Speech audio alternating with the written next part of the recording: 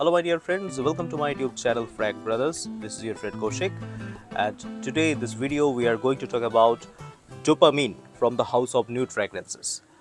तो ये nude fragrance basically एक नया कंपनी है और इस कंपनी की जो फाउंडर है वो मेरे जान पहचान वाले हैं, mister Saurabh Dayani. And let me tell you, इस परफ्यूम को उन्होंने खुद डिज़ाइन किया है।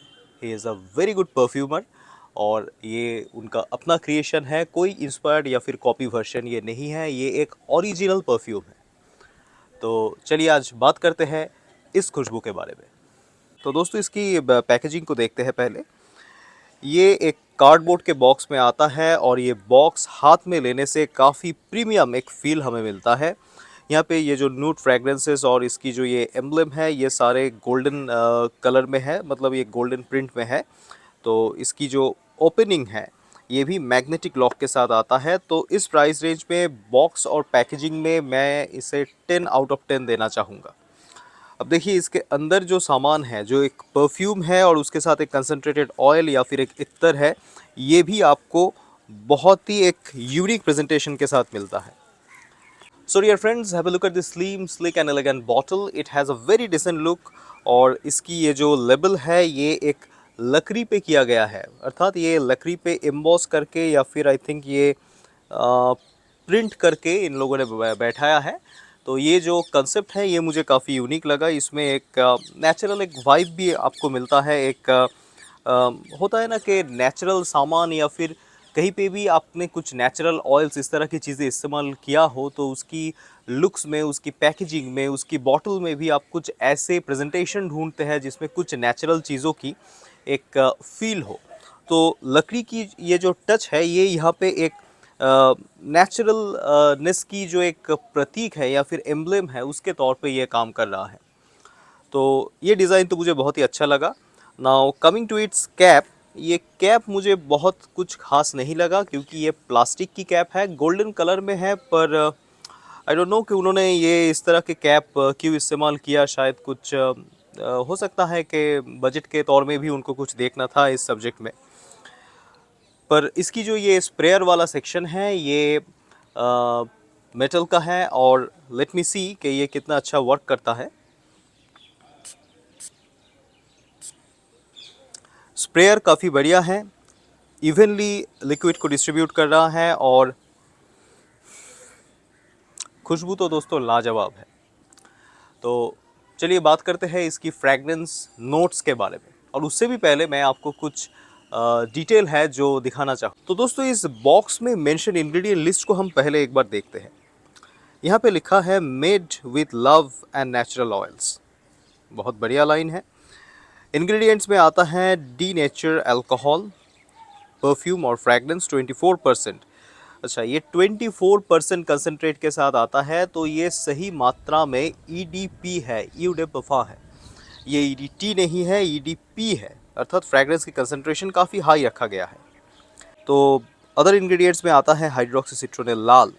हाइड्रोक्सी सिट्रोनिल लाल बेसिकली एक बहुत ही यूनिक टाइप की फ्रेश वॉचेरी एक कह सकते हैं कि हल्का सा एक रोज़ी एक एरोमा प्रोवाइड करता है। ये एक एल्डिहाइड है, एल है।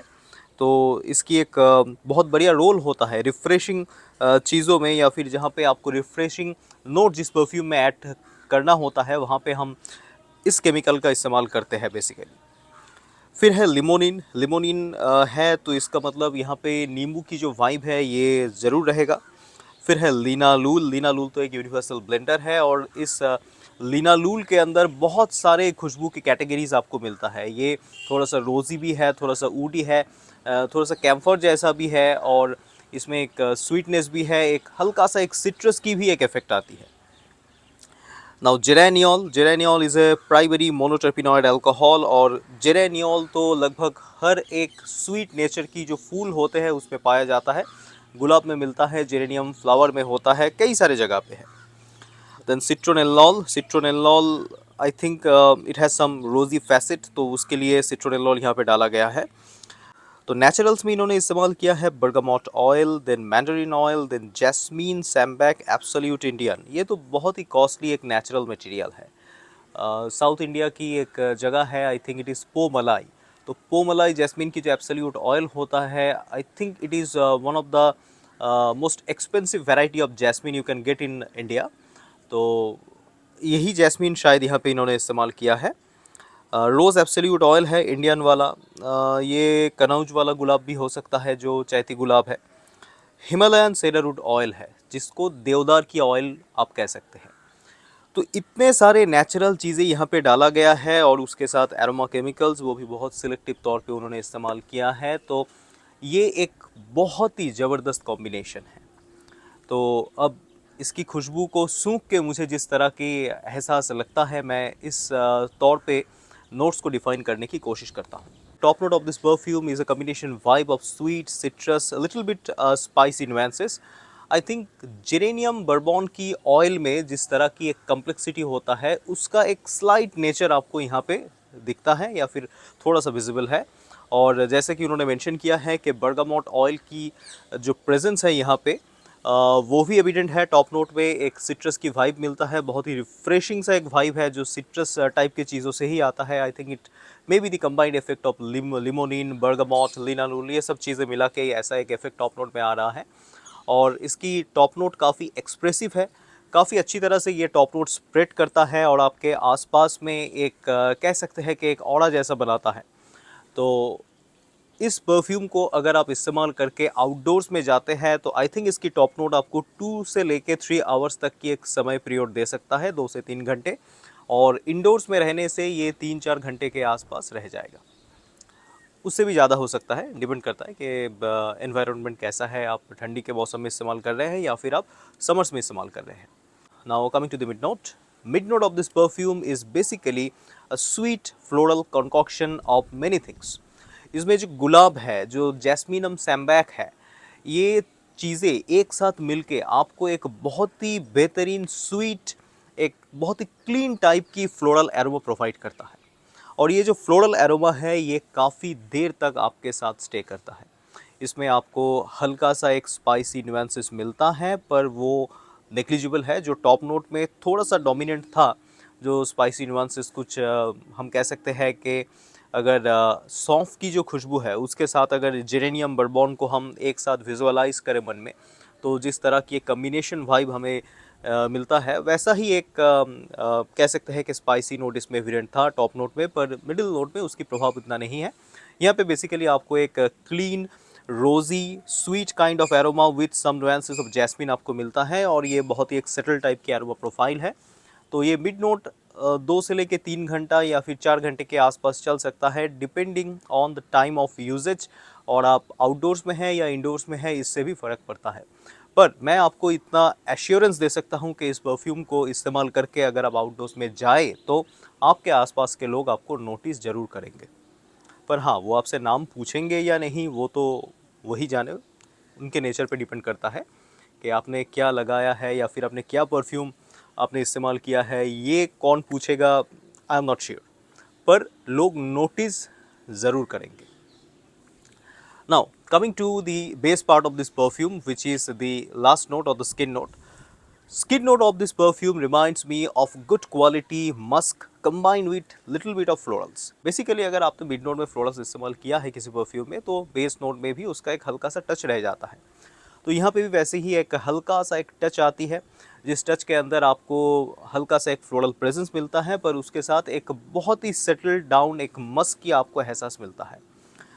मस्क के तौर में अगर मान के चले कि एरोमा केमिकल्स में आप इथिलीन ब्रासिलेट, एक्सल्टोलाइट, एम्ब्रेटोलाइट, इन तरह के केमिकल्स के साथ आप परिचित है या फिर इनकी जो खुशबू होती है जिस तरह की एक बहुत ही राउंडेड मस्क की एकॉर्ड होता है, इस एकॉर्ड को अगर आप जानते हैं या फिर आपको एहसास है तो आप इसकी मस्क की डिस्क्रिप्शन को समझ सकते हैं। ये एक बहुत ही सेटल्ड, एक बहुत ही राउंड टाइप की एक मस्क की नेचर आपको प्रोवाइड करता है और जो स्किन नोट के तौर पे बेहद सुंदर लगता है और काफ़ी देर तक ये लास्ट करता है। तो ओवरऑल अगर मैं इस परफ्यूम की परफॉर्मेंस की बात करूं तो ये 6 से लेकर 7 घंटे के आसपास बहुत इजीली रहता है। आई थिंक विंटर्स में ये 8 से लेकर 10 घंटा, या फिर विंटर्स में अगर आप इसको क्लोथ में स्प्रे करके छोड़ते हैं तो in clothes it can stay up to 2 days और 3 डेज, और वो भी एक बहुत ही सुंदर सा एक नोट के साथ ये आपके कपड़ों में रह जाएगा। तो ये परफ्यूम प्राइस रेंज के हिसाब से बहुत ही जस्टिफाइड प्रोडक्ट है। मेरे ख्याल से अगर ये काम कोई एक महंगा ब्रांड या फिर कोई एक नीश परफ्यूम मेकिंग हाउस अगर आपको बना के देता है तो they are going to charge at least 4 to 5,000 rupees for the single bottle of 50 ml। तो इस परफ्यूम को आप ज़रूर एक बार ट्राई कीजिएगा। इसकी जो परचेज़ लिंक है ये मैं अपने डिस्क्रिप्शन बॉक्स में आपको प्रोवाइड कर दूंगा। ये अमेज़ॉन में फ़िलहाल मिल रहा है। और इसकी जो अत्तर की बॉटल है इसको ज़रा देख लेते हैं। तो ये है इसकी छोटी सी 3 ml की अत्तर की बॉटल, पर बॉटल की कैप फिर से मुझे बहुत ही डिस्टर्बिंग सा लगा, क्योंकि देखिए इसकी जो शेप है ये भी ठीक ठाक नहीं है। पर इस रेंज में आपको इतना कुछ मिल रहा है, कहीं पे तो एडजस्टमेंट थोड़ा सा करना ही होगा। सबसे बड़ी बात यह है कि खुशबू में कुछ भी एडजस्टमेंट नहीं है, खुशबू में इन्होंने कुछ कमी नहीं छोड़ा। पैकेजिंग में या फिर बॉटलिंग में थोड़ा सा उन्होंने बजट पॉइंट को देखा है। तो देखिए एक इंसान खुद परफ्यूम डिज़ाइन कर रहे हैं, खुद ही अपने ब्रांड को प्रमोट कर रहे हैं, ये होल एंड सोल इन्वेस्टर है इस सब्जेक्ट के। तो होता है ऐसा, पहले पहले तो थोड़ा सा प्रॉब्लम रहता ही है हर व्यक्ति को, पर आई थिंक के with upcoming years and with great response from your side उनकी ये काम बहुत जल्दी ही बूस्ट होने वाला है। तो इसकी जो अत्तर है इसे हम डायरेक्टली अप्लाई करते हैं लाइक दिस। अत्तर बहुत ही बढ़िया है और परफ्यूम की जो एक कह सकते हैं कि बहुत ही खिलता हुआ नेचर होता है, लाइक दिस अत्तर में भी आपको एक बहुत ही रिफ्रेशिंग, एक खिलता हुआ एक वाइब मिलता है। और अत्तर की लास्टिंग मेरे हिसाब से परफ्यूम से ज़्यादा होना चाहिए। So hats off to new fragrances. Thank you Saurabh भाई for such a beautiful perfume. और आप सभी को मैं रिक्वेस्ट करूंगा कि मेरे चैनल को लाइक, शेयर और सब्सक्रिप्शन की ज़रूरत है दोस्तों, तो थोड़ा देख लीजिएगा। बहुत ही जल्दी मिलेंगे नेक्स्ट वीडियो।